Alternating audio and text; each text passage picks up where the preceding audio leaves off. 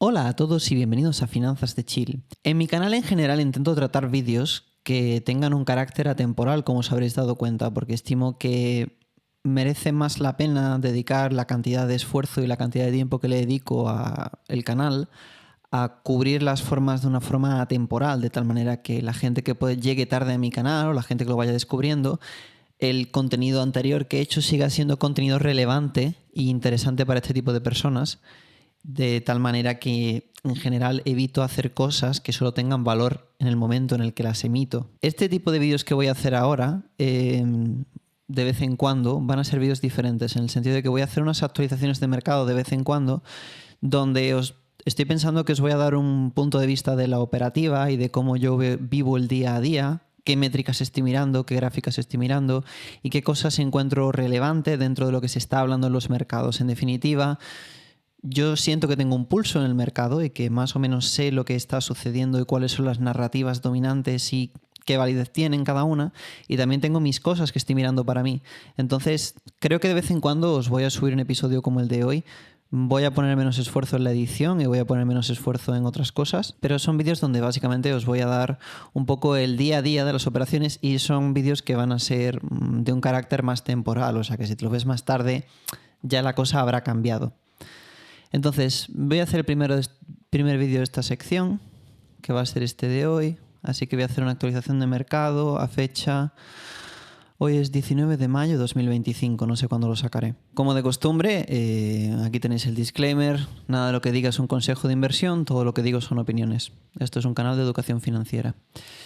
Bien, lo que estaba mirando hasta hace un momento, una de las métricas que más interesante me resultan, estaba aquí construyéndome la gráfica de Metaplanet dividido por Strategy. Lo que estoy intentando es averiguar el rendimiento relativo entre estas dos empresas, porque las dos empresas son empresas con tesorerías Bitcoin, y en definitiva estoy intentando también determinar hasta qué punto me interesa posicionar y cuándo me interesa transicionar entre el un activo y el otro. Tengo una posición enorme de Strategy, tengo una posición no tan grande de Metaplanet. Lo que pasa es que sé que la posición de Metaplanet va a crecer más de tamaño más rápido. De hecho, ya lo he hecho. Ya he alcanzado el rendimiento de ganancias que tengo con Strategy a lo largo de ¿cuánto? Casi un año, menos de un año. Lo ha alcanzado en cuestión de un mes. Entonces, bueno, estaba mirando esta gráfica y lo que estoy viendo es que básicamente he puesto aquí una banderita de color naranja cuando primero hicieron su compra en Bitcoin. De ahí para atrás no tiene sentido comparar el rendimiento relativo de ambas empresas. Y comparando desde ese punto de vista, lo que hemos podido ver es que, en definitiva, el precio de Metaplanet ha estado en tendencia general subiendo, pero de una forma extremadamente volátil. Hemos visto picos y grandes caídas, y luego picos, luego grandes caídas, luego picos, grandes caídas. Recientemente vimos un pico con la subida hasta máximos históricos y ahora estamos viendo una remontada nuevamente de esta acción. La situación que yo veo actualmente es que, a menos que hayas comprado justo en lo más alto del bullrun, en general estás en ventaja habiendo elegido Metaplanet frente a Strategy. Por tanto, es un momento de relativa debilidad. Yo me estuve planteando mover algo de mi posición de Strategy a Metaplanet por aquí, pero abrí una posición con dinero nuevo que había sacado de otro sitio y no vendí mis acciones de Strategy. Quizá debería haber vendido parte de mis acciones de Strategy también adicionalmente para tener una posición más grande en Metaplanet.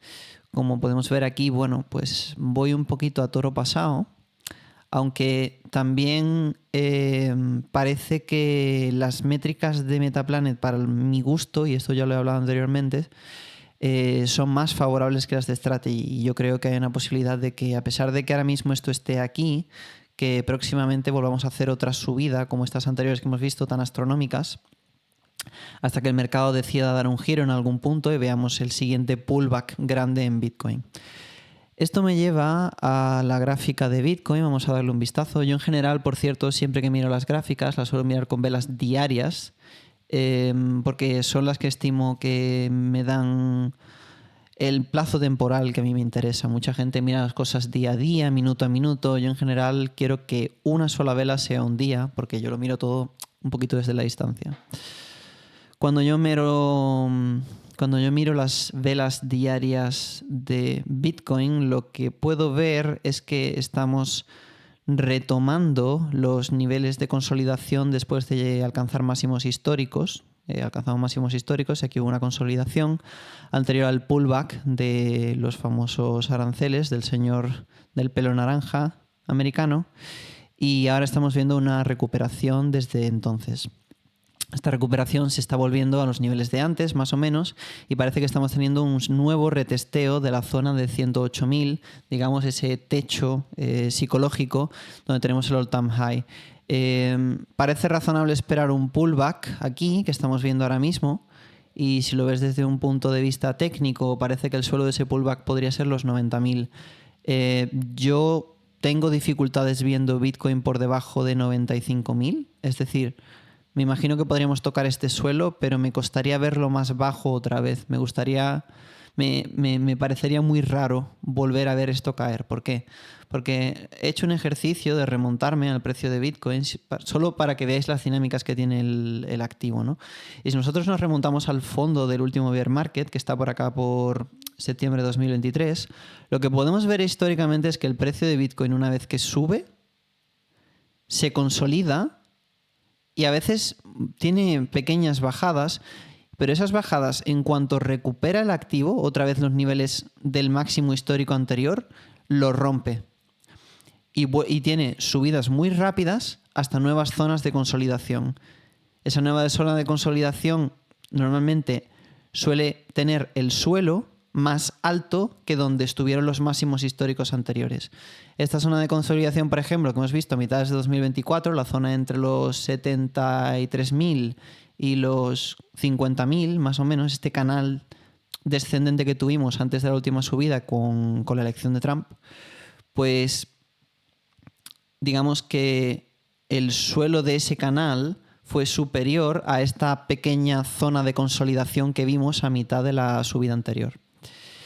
Y si seguimos viendo, pues nuevamente vemos una subida, una consolidación, y ahora parece que hemos tenido un pullback. Lo que intento deciros de una forma muy larga es que cuando hemos visto un retroceso en subidas del precio de Bitcoin históricamente, siempre ha habido una consolidación y posteriormente un breakout a un nivel más alto. Es decir, no tienes un breakout a la zona de consolidación anterior y te mantienes ahí, sino que si tienes un breakout hacia arriba. Y eso es lo que intento decir aquí. Nosotros hemos visto subidas muy grandes del precio, una consolidación, hemos visto un retroceso y ahora parece que estuviésemos viendo un breakout. Lo que digo es que históricamente hablando, desde una perspectiva histórica, sería muy raro que ahora consolidemos otra vez sobre estos niveles. Es más, sería muy raro que veamos una caída con subida y otra caída más o menos de la misma magnitud, aunque aquí en esta zona de consolidación sí lo podemos ver. Pero para nosotros determinar que esto de aquí es una zona de consolidación, no lo creo, porque abarca un plazo temporal demasiado largo, como podéis ver. Estamos hablando de medio año. Tú no puedes llamar a una zona de consolidación un año entero, porque entonces estás viendo, digamos, la gráfica demasiado desde lejos. Entonces, para mí, si vemos un pullback en Bitcoin en el precio, podríamos llegar a entre los 90 y los 95. Me gustaría pensar que no vamos a bajar más de esta zona de los 95.000. Y en líneas generales el setup es bastante positivo para Bitcoin, un setup bastante bullish. Está habiendo mucho miedo últimamente por esto, por el tema de los bonos americanos, que están los rendimientos muy altos y eso es un indicador de inflación, por tanto esto no es bueno. Tenemos que el bono de 30 años ha superado el 5% hoy, mucha gente está hablando de este tema. Como podemos ver, parece que estuviese tocando un techo dentro del contexto del último año, y lo que nos indica es que hay unas expectativas de inflación, unas expectativas inflacionarias muy altas. Por eso el mercado de bonos está pidiendo para la parte final de la curva unos rendimientos más altos, porque no son capaces de estimar la inflación o porque estiman que la inflación va a ser muy grande.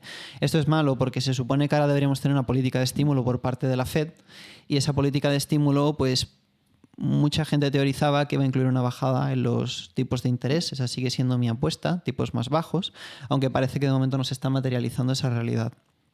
Entonces, si nosotros descontamos eso, esa política de estímulo también se puede ver porque realmente hace no mucho la Fed estuvo comprando bonos que no tenían BIT y que tuvieron que salir al mercado y refinanciarse.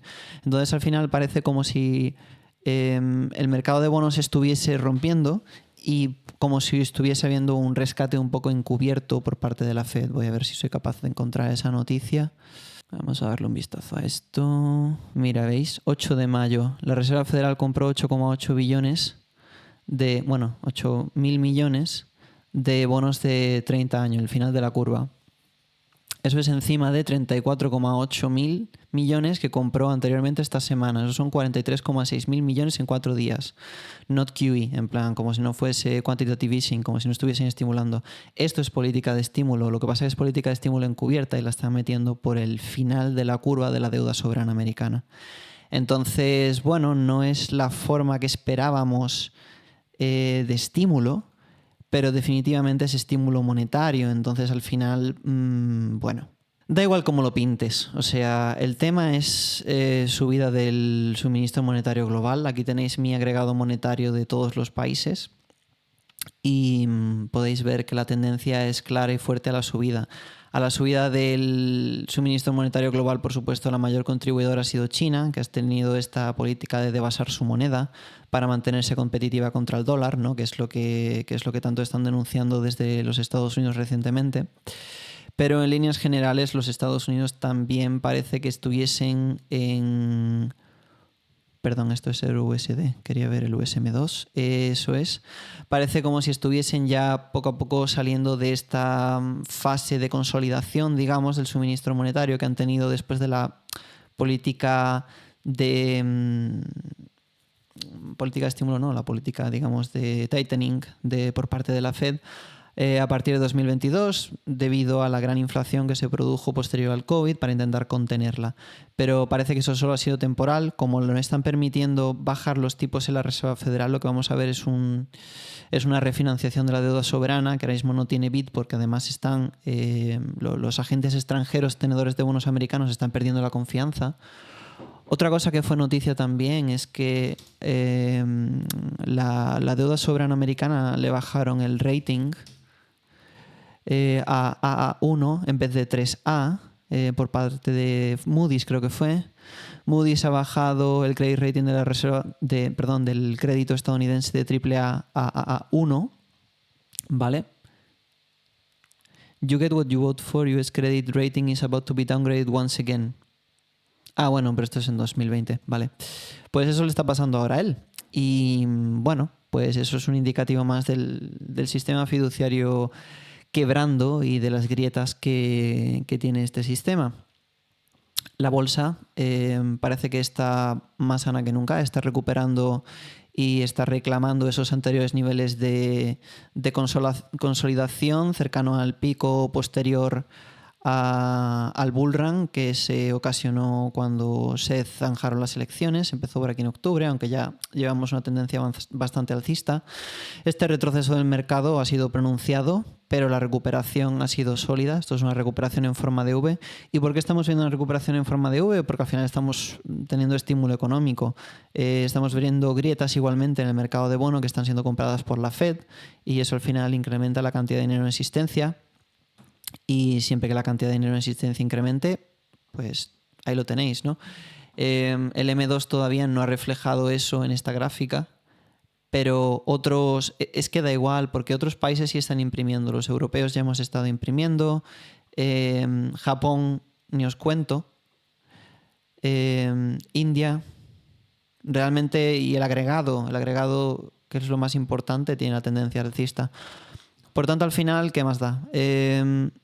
En términos Forex, lo que parece es que el euro está ahora recuperando desde principios de 2025 su fortaleza frente al dólar. Está reclamando un euro más fuerte y un dólar más débil. Eso era parte de la política o de los deseos que había por parte del gobierno estadounidense para mantener la competitividad estadounidense, un dólar débil. Eso es desafortunado para los que tenemos inversiones, los europeos, que tenemos inversiones denominadas en dólares, porque significa que los rendimientos relativos de nuestras inversiones es más bajo, porque tenemos el Forex en contra, o sea, aunque nuestros activos estén apreciando, estamos perdiendo en el cambio de moneda. Es por eso que es un mal momento para tener dólares o para tener activos denominados en dólares, porque estás perdiendo en el cambio de moneda, por tanto tienes que compensarlo con un mayor rendimiento en el otro lado para que el trade te salga rentable. Entonces, bueno, estamos viendo cómo el euro reclama esa posición de fortaleza. La verdad es que el momento en el que mejor hemos estado es todo el año pasado. Fue una fase de consolidación bastante grande, con una posterior caída, donde el dólar se endureció frente al euro. Y bueno, vamos a ver qué más os puedo contar. Otra gráfica que yo creo que es de bastante interés es la que compara Strategy con Tesla. Es una de las gráficas más importantes de mi trade, básicamente, o de mi posición actual, porque al final estoy comparando los rendimientos relativos de los dos activos fundamentales, o los dos activos Apex, cada uno dentro de su categoría, de lo que estoy invirtiendo, porque al final digamos que yo he elegido entre todas las posibles formas de obtener exposición a inteligencia artificial y robótica y futurismo y todo eso a Tesla. Y por ejemplo no he elegido Nvidia para tener esa exposición porque creo que es el upside más grande. Tiene la tesis más fuerte esta empresa y también la he podido comprar a los precios más económicos. Entonces, para mí Tesla es el activo Apex dentro de la exposición a ese sector. Y después, si vemos la exposición al sector cripto, para mí el activo Apex es, o bien podríamos decir Solana, pero Solana últimamente no está mostrando mucha fortaleza y mi posición no es tan grande como Strategy, que yo creo que básicamente es la forma de conseguir máximo rendimiento con el mínimo de caída. Entonces, bueno, lo del mínimo de caída es subjetivo. Máximo rendimiento en largo plazo. Entonces, yo ahora mismo tengo una posición más fuerte en Strategy que en Tesla y estaba planteándome una rotación inversa, es decir, sacar de Strategy para meter en Tesla. Para eso, ¿qué es lo que quiero ver? Pues quiero ver que Tesla tiene un rendimiento inferior a Strategy. Quiero ver debilidad por parte de Tesla en el precio contra Strategy. Recientemente eso lo hemos visto. Sobre todo lo vimos en el pico del bullrun y también recientemente, antes de que Tesla recuperase los niveles con todo el tema del FAD que ha habido y tal, podría haber sido un buen momento para rotar. No solo porque Strategy estaba fuerte, sino porque Tesla estaba particularmente débil y Strategy, dentro de su posición relativa, su precio no era tan alto como es ahora. Entonces, al final, en caso de liquidar, lo que tendría que haber pagado en impuestos es menos, porque estoy liquidando más bajo, por tanto es más eficiente también en términos fiscales. Ha sido un error por mi parte el no hacer ese swap de parte de Strategy por Tesla aquí, porque realmente sí que estoy buscando incrementar mi posición en Tesla y digamos que he perdido el salto. Esta caída de aquí es lo que me lo ha fastidiado. Si en algún punto viésemos una recuperación del precio de Strategy, yo probablemente rotaría pequeña parte de mi posición a Tesla, simplemente por balancear esas dos, porque en el trade relativo realmente se puede ganar mucho, si lo pensáis. Estamos hablando de un 1,5 acciones de Strategy por cada acción de Tesla y ahora tienes una acción de Strategy por una de Tesla, bueno, 1,1. Entonces realmente en ese intercambio puedes ganar una cantidad importante de acciones y al final yo creo en la tesis de ambas. Por tanto, es una forma de también amortiguar el riesgo de mi cartera, aprovechando cuando una de mis dos posiciones, una de mis dos tesis está más fuerte que la otra, para pasar a la otra tesis y por tanto balancear ese riesgo dentro de las dos tesis. Y ya por terminar de cerrar lo que estoy diciendo, vamos a darle un vistazo a la comparativa entre Metaplanet y Strategy una nueva vez y os voy a decir también lo que tengo pensado, porque esta subida última me ha cogido quizá un poco desprevenido, no hice la jugada bien. También es verdad que he desarrollado mi tesis de Metaplanet muy tarde y también eso en parte es culpa mía, ¿no? Que al final he tardado mucho en analizarla, entonces he tardado en tener la convicción para realmente entrar con dinero de verdad. Entonces, si en algún punto, o sea, si en el corto plazo caben dos opciones, que veamos un pullback rápido porque suceda algo en el mercado de bonos y Bitcoin necesite volver a entrar a la zona de consolidación anterior de los 95.000, en ese caso probablemente veríamos Metaplanet caer más rápido que Strategy, porque Metaplanet es más volátil. En ese caso rotaría de Strategy a Metaplanet. Es posible que también rotase de Strategy a Tesla, por el tema que he comentado, ¿no? Lo haces a precios más bajos, por tanto es fiscalmente más eficiente y además el reparto de riesgo, ¿no? Si Strategy cayese más que Tesla. Si seguimos viendo cómo Bitcoin sigue subiendo de precio y empieza a entrar a nuevos máximos históricos, que yo creo que no tiene pinta de que lo vaya a hacer, yo creo que vamos a retestear la zona de soporte, o por lo menos vamos a consolidar un poquito aquí antes de romper este techo. Si ese fuese el caso... Ay, espérate, lo tengo que volver a hacer. Si ese fuese el caso, yo no pasaría de un sitio a otro, sino que dejaría Strategy correr y cuando crea que estemos en un nuevo techo local, haría ese cambio. Así es como lo estoy viendo. Otra cosita interesante que podemos ver, se me está ocurriendo, espérate. Esta es otra métrica a la que no le he prestado particularmente mucha atención, pero creo que voy a empezar a hacerlo, que es el rendimiento relativo entre Bitcoin y oro. Yo no tengo exposición al oro, pero sí que creo que es una métrica que nos da un poquito de, entre comillas, insight, de introspección a la fortaleza relativa entre los activos y cómo de fuerte es la narrativa del uno frente al otro. Lo que podemos ver es que, bueno, Bitcoin por supuesto ha destrozado al oro en la tendencia desde que llegó al máximo del bear market. Cuando cae más que él, pero cuando sube, Dios mío, lo ha absolutamente destrozado. Estamos hablando de un ratio de 9:32. Es una burrada. Y recientemente parece que, bueno, pues que la zona de consolidación que tuvimos el año pasado, está tan larga, ¿no? Entre los 75 y los 55 que hemos comentado antes, pues parece que ahí también estuvo perdiendo fortaleza relativa. Cuando hemos entrado a los nuevos máximos históricos, ha recobrado máximos históricos también frente al oro. Y últimamente hemos visto mucha fortaleza en el mercado de oro, a través de los miedos geopolíticos y globales que hemos visto, y Bitcoin parece que ha sufrido y sin embargo parece que ahora estuviese saliendo de ese pozo, pero todavía le quedaría para retomar máximos históricos contra el oro. ¿Qué es lo que yo leo en esto? Pues que el mercado sigue estimando Bitcoin como un activo de riesgo, y por tanto vemos esta volatilidad tan grande frente al oro. Que es verdad que la narrativa del oro como reserva, como refugio de valor, sigue siendo fuerte. Hemos visto recientemente una caída en esta gráfica por eso, porque se estima que el oro es más valor refugio, pero también es verdad que en algún punto se tiene que quedar sin gas. Es decir, si tú miras, voy a mirar en otra ventana. Si tú miras el precio del oro, el rendimiento que ha tenido, el oro ha tenido básicamente, yo qué sé, ¿cuántos años perdidos? Estamos hablando desde el año 2020 hasta 2024. Tienes aquí 4 años perdidos y lo que ha hecho es tener unas ganancias muy fuertes y muy rápidas desde principios de 2024. Entonces, bueno, ha reclamado nuevos máximos, pero también es verdad que ha perdido mucho el tiempo aquí. Esta es la fase de consolidación de los tipos de interés, ¿no? Que básicamente han ido subiendo y por tanto es la política monetaria de quantitative tightening, de reducir la cantidad de dinero en circulación. Y eso al oro pues lo ha mantenido estable.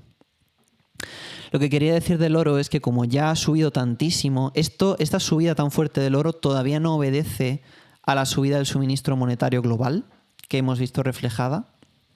Entonces, yo creo que el oro se ha anticipado y de hecho estamos viendo aquí un pullback. Entonces, yo creo que ya las ganancias posibles que tenía el oro en sí, ya hemos visto mucho de ellas. Y probablemente lo que vamos a ver es a Bitcoin brillar a partir de ahora, porque Bitcoin no ha subido, en términos comparativos relativos, no ha sido tanto como el oro. Entonces, al final, yo creo que hemos visto aquí, sobre todo desde comienzos de 2025, un pullback. Pero yo creo que vamos a seguir viendo cómo Bitcoin sigue subiendo, porque Bitcoin ha estado relativamente estancado, entre comillas, para las expectativas de crecimiento que tenemos, dada la volatilidad implícita de Bitcoin también, volatilidad hacia arriba, quiero decir. Entonces, al final, yo creo que gran parte de la subida del suministro monetario ya está en el precio del oro, pero no está en Bitcoin. Y es porque Bitcoin todavía se sigue viendo como más especulativo. Si viésemos algún evento geopolítico tipo más reservas estratégicas, reducción en las mesas OTC, si tuviésemos de alguna forma un incremento por la parte del lado de demanda de Bitcoin frente a la oferta que causase un shock, y realmente no es difícil quebrar eso porque la oferta es escasa y la demanda, el mercado parece que está viendo que solo incrementa, pues lógicamente yo creo que veríamos el precio de Bitcoin subir notablemente. Y nada, ya para cerrar esto, bueno, pues últimamente ¿en qué he estado pensando? Pues una de las cosas que se está hablando mucho en la comunidad, y es un tema que yo he traído por aquí, es el tema de la tesorería de Strategy, la prueba de reservas. Y mucha gente ahora está diciendo que Strategy no tiene el Bitcoin que tiene, o que Arkham parece que ha encontrado de los 40 y tantos 1.000 millones que tienen, parece que ya Arcan, que es un servicio de investigación en on-chain, parece que ha conseguido localizar gran parte de los que tiene Strategy y ya están asociados a ellos, pero en principio no quieren revelar las direcciones y eso es un tema, ¿no? Porque en teoría está auditado, pero esas auditorías son empresas externas y dicen, bueno, ¿y cómo sabes que esas empresas han hecho la auditoría on-chain, que realmente ha revisado con su propio nodo que eso está en la red? O sea, ¿hasta qué punto? Porque a lo mejor lo que han hecho es revisar que tienen el papel, pero el papel no tiene por qué estar respaldado, ¿no?